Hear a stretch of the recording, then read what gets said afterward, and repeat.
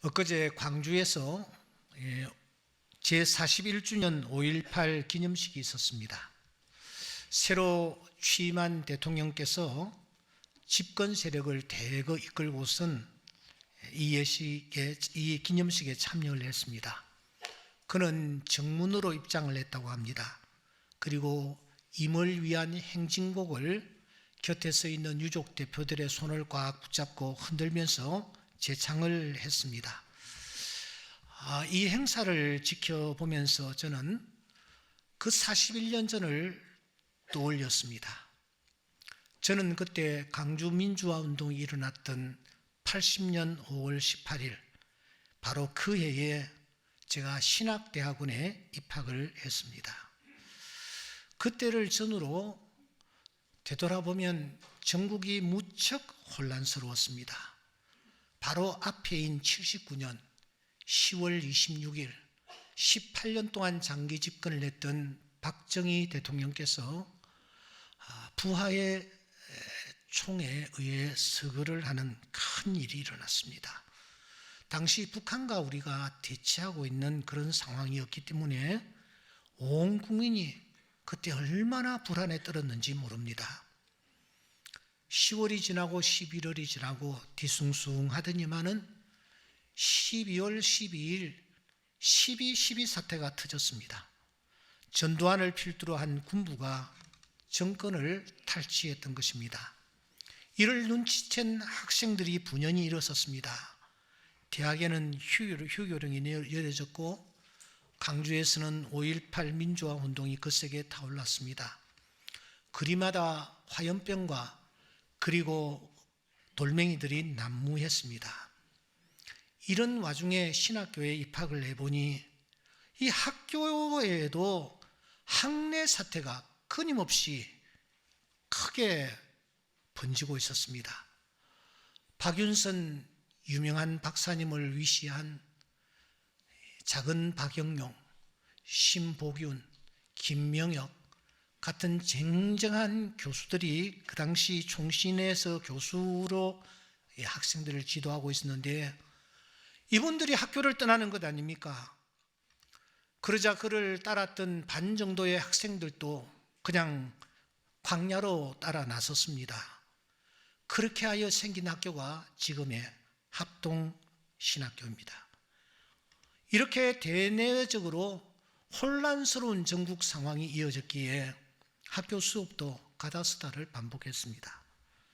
총신은 합격한 학생들을 대상으로 3월 입학식 전에 한 달 반 동안 집중 수업을 합니다. 헬라어와 히브리어를 말입니다. 이걸 제대로 해야만 그래도 성경을 제대로 읽을 수 있다라고 보기 때문입니다. 그래서 이 두 과목을 가지고 한 달 반 동안 집중으로 공부를 하는데 학점이 3점, 3점 해서 6학점입니다. 이 과정을 패스해야만 합니다. 그런데 그때는 너무 혼란스러운 상황이었기에 이 수업을 할 수가 없었습니다. 말씀의 깊은 뜻을 파고 들어가려면 원어를 놓고 문장을 분해 정도는 할 수 있어야 합니다.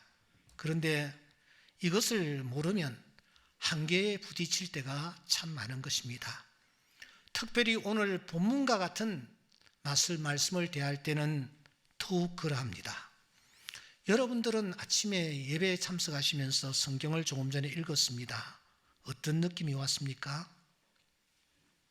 그냥 생각 없이 그냥 성경을 읽으셨으리라고 생각합니다. 특별히 여러분 6절 여기 한번 우리 읽어보았으면 좋겠습니다. 이번에는 조금 생각하는 그런 어떤 자세를 가지고 우리가 6절을 한번 읽어보겠습니다. 시작. 유력하다는 이들 중에 본래 어떤 이들이든지 내게 상관이 없으며 하나님은 사람을 외모로 취하지 아니하시나니 저 유력한 이들은 내게 의무를 두하여 준 것이 없고. 여러분 무슨 말인지 알겠습니까? 문장이 매끄럽지 못하다라는 느낌을 우선 우리는 받습니다. 번역을 잘못했기 때문일까? 제가 원어를 좀 살펴보니 번역은 제대로 된 듯해 보입니다. 그런데 이상하게 문장이 거칠고 어색합니다. 바울이 쓴 다른 책들은 그렇지를 않습니다. 특별히 로마서 같은 이런 책들은 여러분 어떠합니까? 똑 부러집니다. 그런데 문장이 마치 바울이 쓰지 아니한 것처럼 문장이 아주 뒤죽박죽입니다. 여기에 괄호까지 등장을 하고 있지 않습니까? 왜 괄호를 쳐두었을까? 누가 쳤을까? 바울일까? 아니면 후대의 어떤 사람이 가로를 갖다가 덧붙였을까? 가로가 의미하는 바는 또 무엇일까? 여러분이 본문을 놓고 이런 고민을 하지 않고 그냥 넘어가면은 성경이 오늘 우리에게 주려고 하는 음성, 이 음성을 우리가 들을 수가 없습니다. 그래서 좀 정신을 차리고 성경을 바라보니 괄호가 있는 경우들이 가끔씩 있더라고요. 요한복음 1장 38절에 보면은 랍비는 번역하면 선생이라, 이 부분이 괄호로 처리가 되어 있습니다. 41절에 보면은 메시아는 번역하면 그리스도라, 이 부분도 괄호로 처리가 되어 있습니다. 4장 2절에 보시면 예수께서 친히 세례를 베푸신 것이 아니요 제자들이 베푼 것이라, 이 부분도 괄호가 되어 있습니다. 그래서 우리는 궁금합니다. 성경 아래에 있는 각 줄을 따라가 보면 친절하게 어떤 사본에는 이 내용이 없음, 이렇게 설명을 해 두었습니다. 또 어떤 사본에는 이 내용이 이렇게 기록되어 있음, 이렇게 또 설명을 해 둔 경우도 있습니다. 또 어떤 경우에는 보통 이런 가로가 아닌 대가로가 등장하는 경우도 있습니다. 여러분 한번 직접 확인해 보십시다. 앞을 바라보지만 말고 여러분의 성경을 펴시기 바랍니다. 요한복음 7장 53절입니다. 요한복음 7장 53절에 보시면 7장을 마무리하면서 다 각각 집으로 돌아가고 이렇게 말씀이 기록되어 있는데 바로 그 앞에 큰 괄호가 등장하는 것을 볼 수가 있습니다. 이 큰 괄호는 도대체 어떤 의미를 가지고 있을까? 이렇게 궁금해하면서 그러면 이건 이 큰 괄호는 어디까지 도대체 이어지고 있는가 하고 우리가 쭉 한번 찾아보는 것입니다. 8장 1절부터 쭉 내려갑니다. 그러다가 8장 11절에 와서 다시는 죄를 범하지 말라 하시니라 하는 이 부분에 와서 이 대가로가 닫힙니다. 대가로는 또 무엇을 뜻할까? 왜 이렇게 길게 크게 큰 가로로 처리를 해 두었을까? 이런 고민을 우리가 하지 않을 수가 없습니다. 성경은 원본에서 긴 세월 동안 베끼고 이것을 사본이라고 합니다. 사본으로 이어져 왔습니다. 여러분, 요하네스 쿠텐베르그가 인쇄술을 발명했었는데 이 사람이 1440년경에 인쇄술을 발견했다라고 우리는 알고 있습니다. 그러니까 1440년 적어도 그 이전까지는 인쇄술 자체가 없었기 때문에 사람들이 글을 이렇게 남기려고 할 때는 베끼는 수단밖에 없었습니다. 베껴서 전수를 해왔던 것입니다.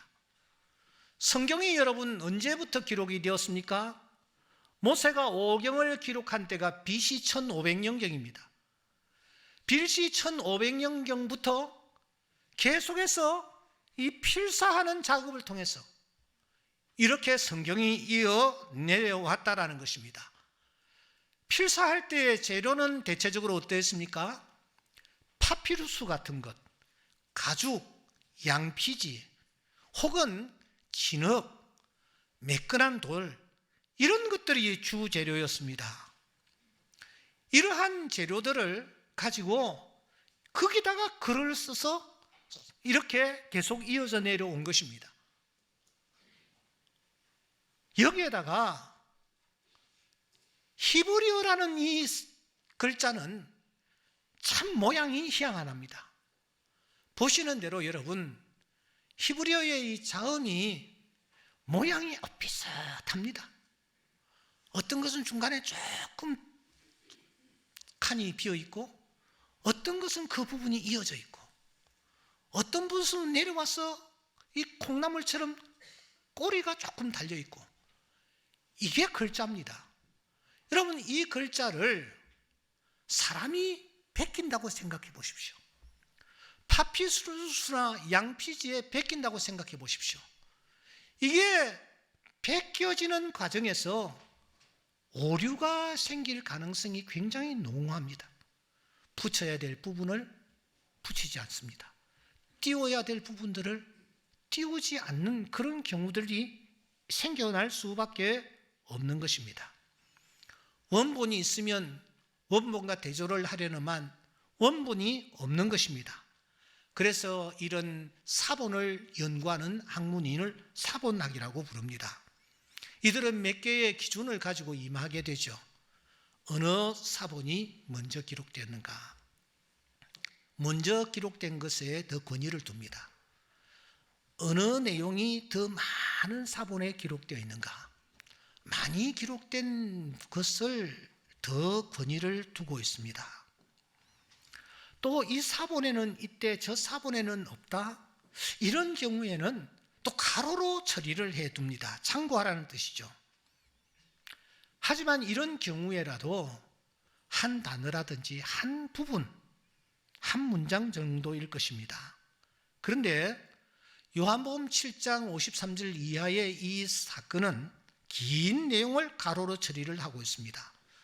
그리고 각 주에 뭐라고 기록하고 있느냐 하면은, 어떤 사본에는 7장 53절부터 8장 11절 이 내용이 없음, 또 어떤 각 주에 보면은 중요 사본에는 이 내용이 없음, 이렇게 기록을 하고 있습니다.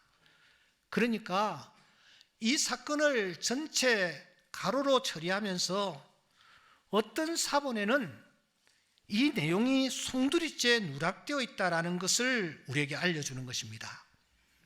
그렇다면 여러분, 이 원래의 사건이 없었더냐? 없었을까? 현장에서 가늠한 여인을 향하여 주님께서 엄중하게 말씀하신 죄 없는 자가 돌로 이 여인을 치라라는 이 사건이 없었던 사건일까? 원래는 실리지 않았던 사건일까? 8장 1절 이하에 보면은 예수님께서 앉아서 말씀을 가르치실 때에 이 일이 터졌다.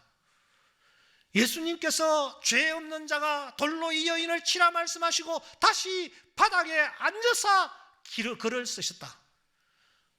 앉는다라는 이 포즈는 예수님께서 중요한 일을 행하실 때에, 중요한 말씀을 하실 때에 하시는 포즈일진데, 이 사건이 없었는데 이 사건을 기록하고 있는 것일까? 뭐 이런저런 우리가 여러분 캐션 마크를 붙이지 아니할 수 없는 것입니다. 내리는 결론은 이것입니다. 이 내용은 있었다. 그런데 누군가가 의도적으로 이 내용을 누락시키려고 한 것은 아닐까? 만일 그랬다면 그 범인이 누구일까? 바로 이 요한복음 8장에 등장하고 있는 서기관과 바리새인들, 이 당사자들이 아닐까 하는 그런 의심을 우리는 충분히 할 수 있는 것입니다. 오늘 본문도 마찬가지입니다. 분명히 6절이 매끄럽지를 못해요. 가로까지 등장을 합니다. 그런데 이 가로에 대한 설명이 없습니다. 그래서 저는 참고할 만한 책들을 참고했습니다. 하지만 만족한 해답을 찾을 수가 없었습니다. 그렇다고 제가 앞서 말씀드린 대로 헬라어에 아주 능통하거나 사본학에 조예가 있다면 파고 들어가겠는데 그럴 정도의 실력도 없습니다. 그래서 이 부분을 놓고 저명한 학자들이 도대체 어떤 견해를 가지고 있는지를 살폈습니다. 윌리엄 바클레이라는 박사는 아주 유명한 주경학자입니다. 그는 오늘 우리가 읽은 이 6절을 놓고 이렇게 얘기를 하고 있습니다. 이 부분의 헬라어 원문이 매우 무질서하다. 그 뜻을 영어로 옮겨 놓기가 매우 어려울 정도이다. 바울이 쓴 글의 문장이 중단되기도 했으며 앞뒤가 맞지 않기도 했다. 그 이유는 바울의 이 글 자체가 그의 마음속에 있던 불안과 근심을 반영하고 있다. 저는 이 얘기를 들으면서 무릎을 쳤습니다.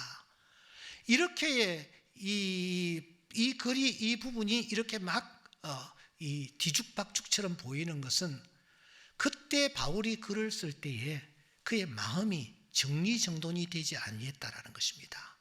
그렇지 않습니까? 여러분들도 마음에 어떤 불안이 있을 때에 어떤 큰 문제 앞에 내가 봉착해 있을 때에 말이 제대로 나오지 않습니다.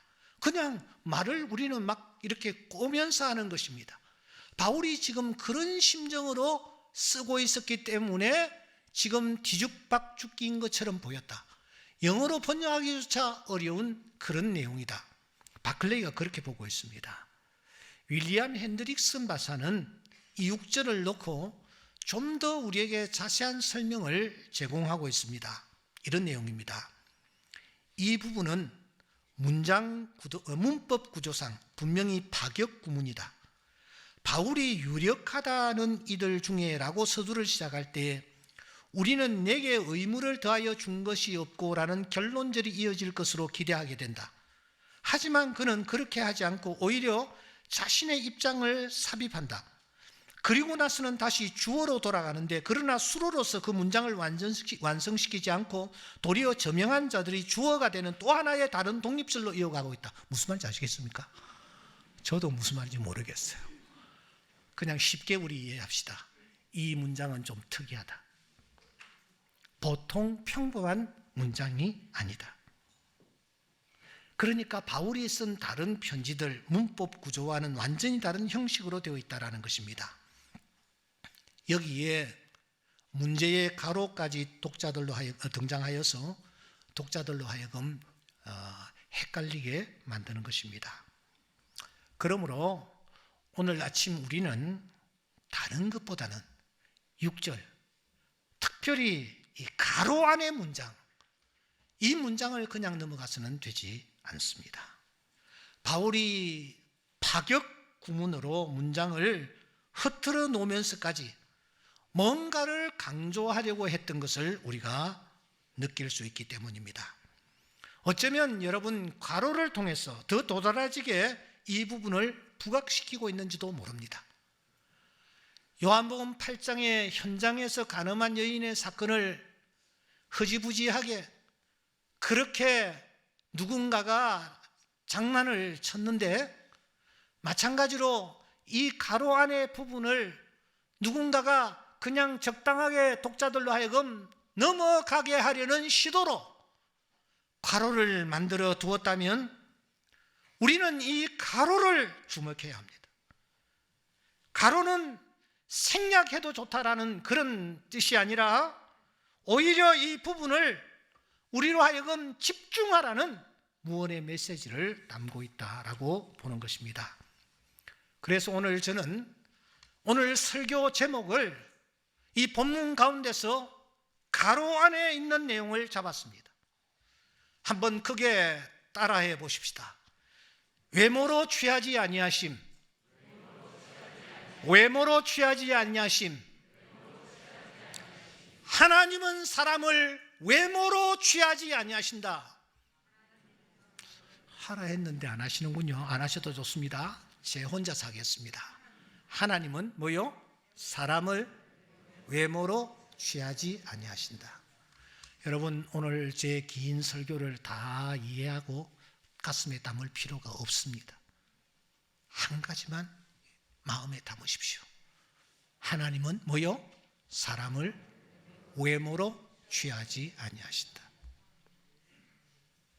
우리가 믿는 하나님, 우리가 신뢰하는 우리의 하나님은 뭐요? 사람을 절대로 외모로 취하지 아니하시는 분이시다. 이 말씀에 위로받으실 수 있기를 바랍니다.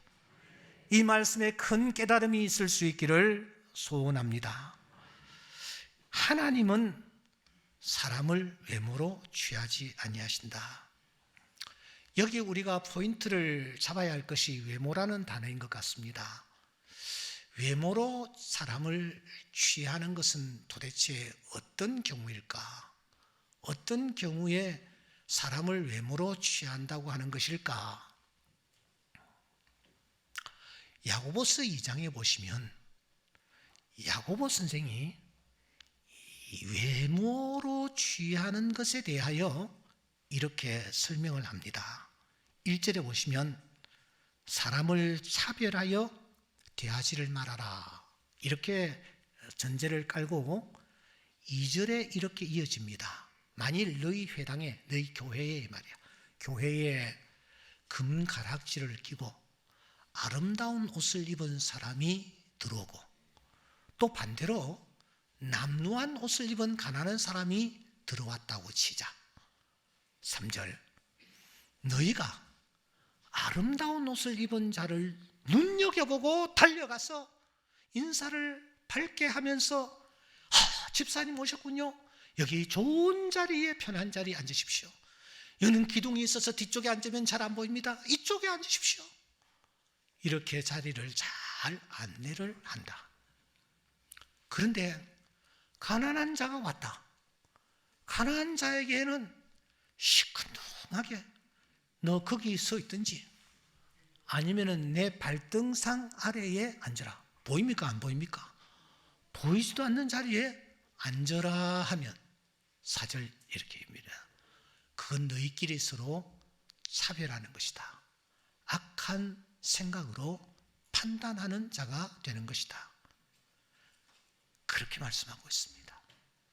그러니까 그 사람이 부자일 것 같으면, 권세자일 것 같으면, 그 사람이 잘 나가는 사람일 것 같으면 온갖 친절을 다 동원해 가지고 그 사람을 이렇게 안내를 하고, 여기 안내위원들 조심하시기 바랍니다. 볼품없는 사람이 오면 그냥 외면하고 그렇게 하면은 사람을 차별하는 것이다. 너희들이 그렇게 해서는 되지 않는다. 그래서 우리는 외모라는 단어가 이런 뜻으로 쓰이구나, 그렇게 우리가 정리하면 될 것 같습니다. 그런데 바울이 지금 얘기하려는 외모가 그 정도의 것일까 하는 거죠. 바울이 지금 막 흔들리면서 얘기하는 이 부분의 외모는 도대체 어떤 것일까? 우리가 궁금하지 않을 수가 없습니다.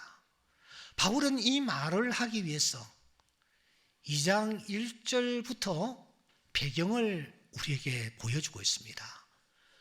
바울이 14년 후에 바나바와 함께 디도를 데리고 다시 예루살렘에 올라갔다라고 말합니다. 바울이 예수님을 다메섹 도상에서 만났습니다. 그리고 한 14년의 시간이 흘렀던 것 같습니다. 그 과정에서 이 바울은 우리가 이미 살폈습니다마는 갈라디아 지방으로 복음을 전하기 위하여 달려갔습니다. 갈라디아 여러 지방에서 복음을 전하였는데 놀라운 부흥의 역사가 나타났습니다. 하나님을 알지 못하던 이방인들이 예수 그리스도를 구주로 영접하고 하나님께로 돌아오는 것 아닙니까? 곳곳에 교회들이 세워지기 시작했습니다. 교회가 크게 부흥했습니다. 그러자 거기에 있던 디아스포라들, 유대인들이죠. 유대인들이 바울을 향하여 크게 질투하기 시작합니다. 어떻게 저 사람에게 꼬투리 잡을 부분은 없는가? 저 사람 한번 내려앉혔으면 좋겠다. 그런 생각으로 바울을 바라보다가 한 가지를 붙잡았습니다. 그것은 바로 할례였습니다. 예수를 믿는 하나님의 자녀들이 예수만 믿지 할례는 받지 않는 것입니다. 바울 사도가 예수는 전하고 있는데 할례는 전하고 있지 않는 것입니다. 그래서 이 유대주의자들, 이 할례주의자들이 이 바울에게 달려와서 말을 하는 것입니다. 항의를 하는 것입니다. 바울에게 대들었습니다. 여러분, 이 사실을 요한복음 사도행전 15장 1절에 보시면 이렇게 설명합니다. 어떤 사람들이 유대로부터 내려와서 형제들을 가르치되 너희가 모세의 법대로 할례를 받지 않으면 능히 구원을 받지 못하리라. 예수 믿는 것도 좋아, 인정해. 하지만 예수 믿어서 구원받는 건 아니야. 예수를 믿지만 한 가지 꼭 해야 할 일이 있는데 그것은 할례를 받아야 하나님의 백성이 되고 할례를 받아야 완전한 구원에 이를 수 있게 되어, 이렇게 주장을 하는 것입니다. 그러자 예수만 전하던 바울이 코너에 몰리기 시작했습니다. 예수만 전했기 때문입니다. 할례를 받아야 한다라고 강조하지 않았기 때문입니다. 유대주의자들이 말합니다. 즉 바울이 전하는 복음은 가짜야. 우리가 전하는 복음이 진짜야. 우리가 전하는 이 복음은 저 예루살렘에 계시는 베드로, 야고보, 요한도 인정하는 메시지야. 그 사람들도 이 진리, 다시 말하면 예수를 믿는 것도 중요하지만 할례도 받아야 한다라는 이 진리를 받아들이고 있는 분들이야 하면서 이 유대주의자들이 바울을 공경에 빠뜨렸습니다. 더 이상 복음을 전할 수 없는 지경에 이르게 되자 바울은 결단을 합니다. 어떤 결단을 합니까? 내가 잠시 이곳에서 복음 전하는 것을 중단하겠다. 그리고 내가 예루살렘에 올라가서 정말 베드로가, 야고보가, 그리고 요한이 할례를 받아야만 완전한 구원에 이를 수 있다라고 주장하는지 직접 담판을 해야 되겠다라고 결심을 한 것입니다. 그래서 오늘 2장 1절에 보면은 다시 예루살렘에 올라갔더니 라고 하는 것입니다. 바울은 그때 올라갈 때에 다른 사람이 아니라 그는 헬라인 디도를 데리고 함께 올라갔습니다. 바나바와 함께 말입니다. 헬라인 디도는 하나님 앞에서 처음 익은 열매와 같았습니다. 이스라엘 백성들이 가나안 땅에 들어가 포도송이를 메고 다시 돌아왔듯이 이 포도송이와 같은 디도를 데리고 이 바울이 지금 예루살렘에 올라가는 것입니다. 얼마나 여러분 그 모습이 무례하게 비춰졌을까요? 베드로에게 말입니다. 야고보에게 말입니다. 요한에게 말입니다. 얼마나 그때 바울은 마음이 떨렸을까요? 베드로가 누굽니까? 야고보가 누굽니까? 요한이 누굽니까? 예수님이 12제자 중에 특별히 사랑했던 세 제자가 아닙니까? 겟세마네 동산에 이 세 제자 데리고 들어가셨습니다. 변화산에 올라가실 때에 이 세 제자만 데리고 올라가셨습니다. 특별히 취급을 받던 바로 그 제자들 아닙니까? 그런데 예수님이 이제 하늘나라에 가시고 난 뒤에 이 세 제자가 예수님을 대리하여 모든 것을 관장하고 있었습니다. 그들의 입에서 나오는 말씀이 곧 예수님의 말씀과 다를 바가 없었습니다. 이들 앞에 바울은 피레미와 같았습니다. 만일 베드로가 아니요 하면은 아닌 것이 되는 것입니다. 야고보가 그건 아니야 해버리면 끝나는 것입니다. 이때에 이 바울이 이들 앞에 나아가게 되었으니 얼마나 마음이 떨렸겠습니까? 그 논리 정연한 바울도 그래서 오늘 이 본문의 문장을 뒤죽박죽 써버린 것입니다. 윌리엄 바클레이가 이 본문을 놓고 그의 글이 그의 마음속에 있는 불안과 근심을 반영하고 있다라는 이 분석은 정확했던 것입니다. 하지만 바울은 그냥 있을 수가 없었습니다. 옥석을 가려야만 했습니다. 그래서 바울은 예루살렘에 올라가 어떻게 합니까? 2장 2절 말씀해 보시면 내가 이방 가운데서 전하는 복음을 그들에게 제시했다라고 말합니다. 자신이 갈라디아에서 복음을 전했는데 자신이 전한 복음을 그대로 베드로 앞에서, 야고보 앞에서, 그리고 요한 앞에서 다 제시를 했습니다. 내가 지금까지 14년 동안 전한 복음이 이것입니다 하고 제시를 했습니다. 바로 그때 바울의 얘기를 들은 이 세 사람이 어떤 반응을 보입니까? 바로 6절입니다. 6절에 보시면 유력하다라는 이들 중에, 유력하다라는 말은 바로 베드로와 야고보와 요한을 뜻합니다. 9절에서는 기둥같이 여기는 자, 역시 이 세 사람을 뜻합니다. 이 유력하다는 이들 중에 저 유력한 이들은 그 다음에 아주 중요한 말이 있습니다. 내게 의무를 더하여 준 것이 없고, 이게 무슨 말입니까? 바울이 지금까지 전한 복음을 이 세 사도가 자세히 경청을 했습니다. 그리고 난 뒤에 내린 결론이 이것입니다. 바울이 전한 복음, 이 전한 복음에 더 수식하거나 교정하거나 다듬거나 보충을 할 필요가 없다, 이 말입니다. 바울, 당신이 전한 복음이 바로 우리가 전한 복음이요, 바울, 당신이 주님으로부터 받은 복음이 바로 우리가 주님으로부터 받은 복음이요, 바로 동일한 그 복음이요.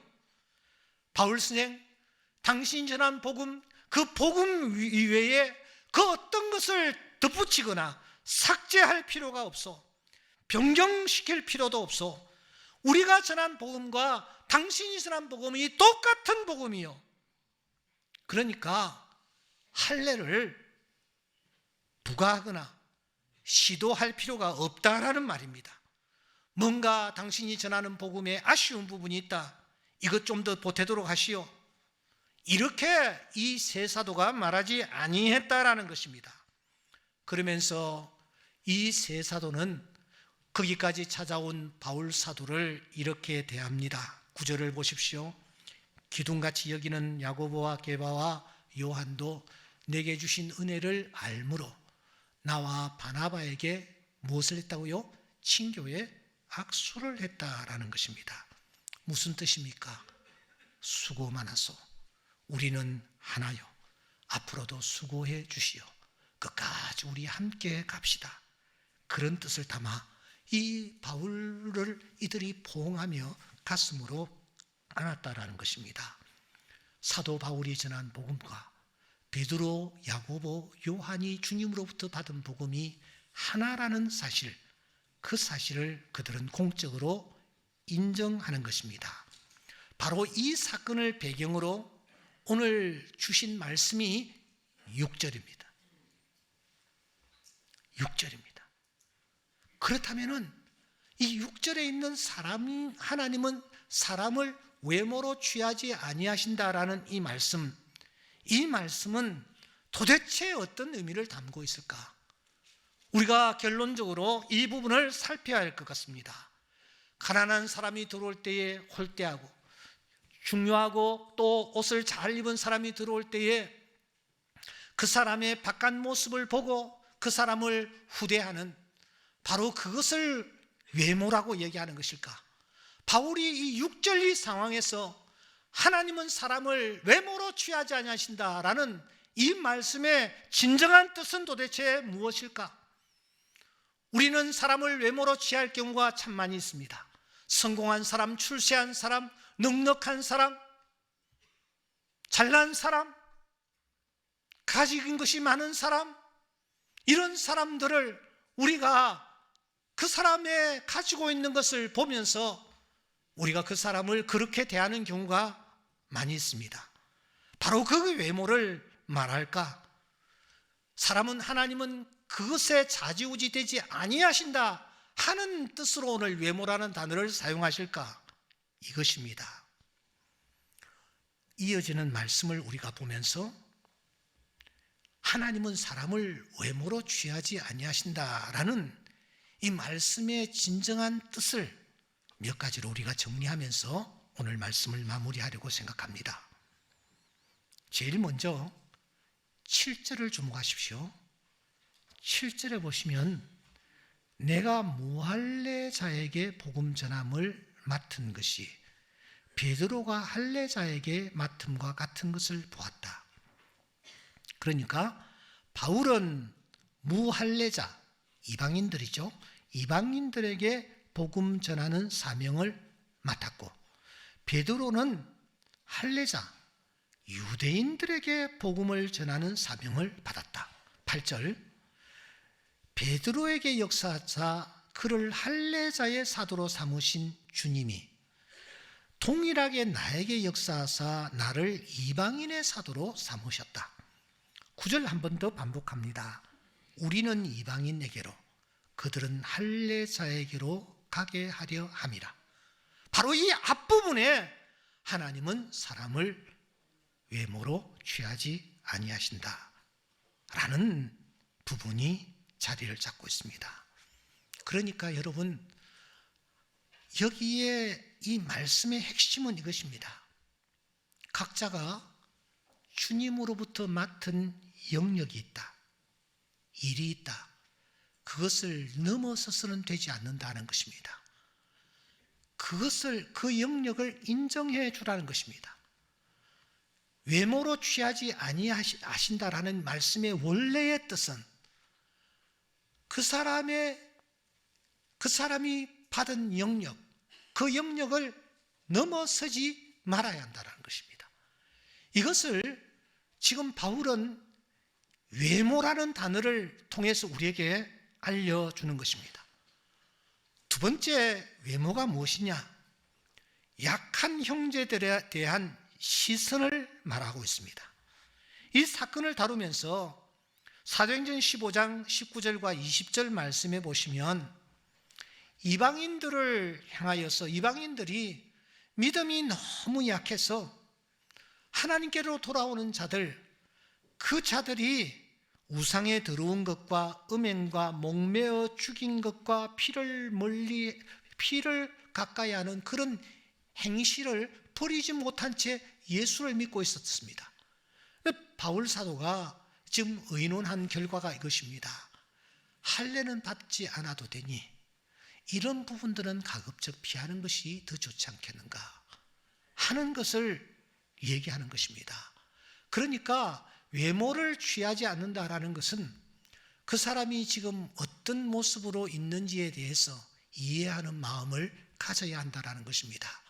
예수를 믿는데도 불구하고 술고래로 살아가는 사람들도 우리 주변에 있습니다. 또 담배를 끊지 못하고 살아가는 경우도 있습니다.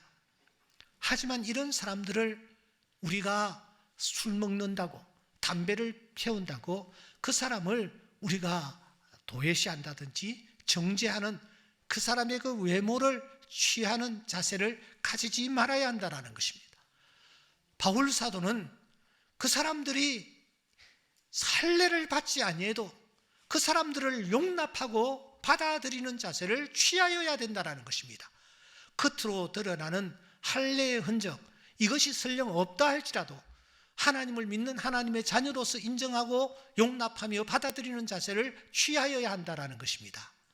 마지막으로 바울은 아주 중요한 말씀으로 마무리를 하고 있습니다. 그것은 10절입니다. 다만 우리에게 가난한 자들을 기억하도록 부탁하였으니 이것은 나도 본래부터 힘써 행하여 왔노라. 바울에게 주신 사명이 무엇입니까? 그것은 복음을 전하는 전도자의 사명입니다. 그런데 그가 부탁을 받았습니다. 어떤 부탁을 받았습니까? 당신이 복음을 전하는 사람이지만 가난한 자들을 도우는 구제의 사역들도 절대로 외면하지 말라라는 부탁을 받았다.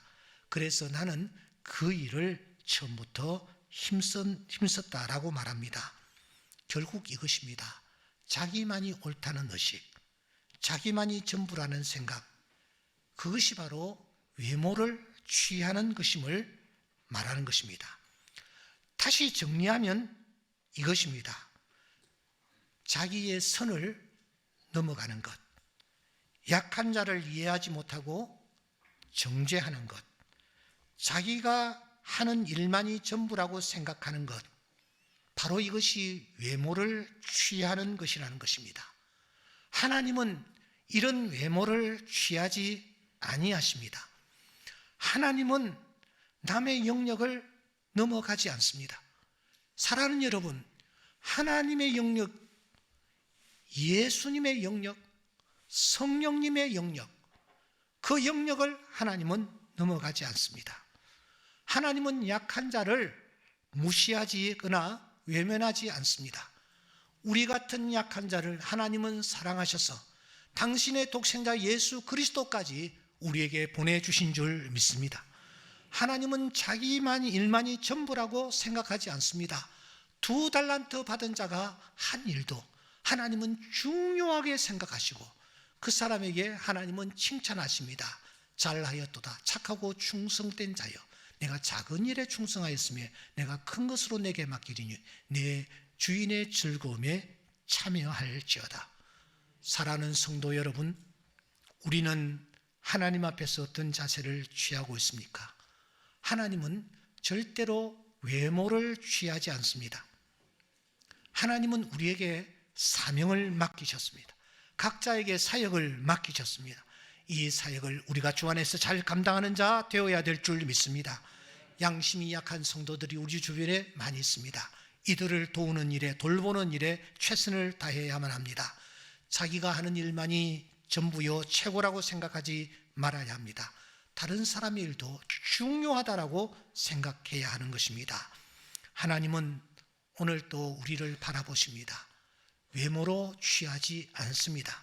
그래서 하나님은 이새에게 말씀하십니다. 나는 용모와 키를 보지 아니한다. 내가 보는 것은 사람과 같지 아니하다. 사람은 외모를 취하겠거니와 나 하나님은 중심을 보느니라고 말씀하시며, 오늘 또 우리의 중심을 바라보시는 하나님의 시선이 나를 향하고 있다는 사실을 기억하고, 하나님은 외모를 취하지 아니하시는 분이심을 기억하면서 우리 또한 주님처럼 또 이 세상에서 주님의 뜻을 이루어 나가기를 힘쓰는 주의 귀한 자녀들 될 수 있기를 주의 이름으로 축원합니다. 기도드리겠습니다.